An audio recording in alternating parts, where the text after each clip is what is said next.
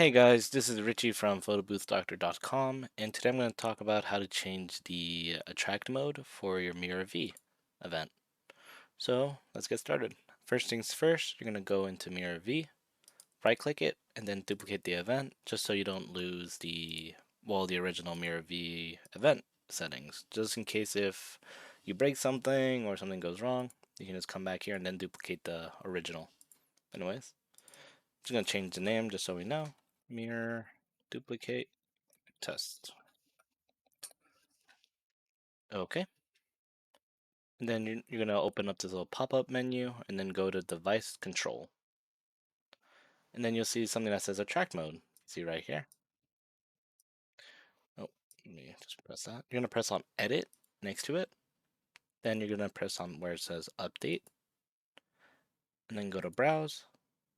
And now you have to find the MP4 file. Normally people make those through Canva or whatever you like. For me, and anything you download from the internet goes straight to your downloads folder. But for today's video, I already saved it to my videos folder. Scroll all the way down, and there it is. I'm going to use this video I created a while back. Double click it, press OK, then press OK again. And now, if I did everything right, this should start off with the new attract mode. Press start booth, press continue again. And there you go.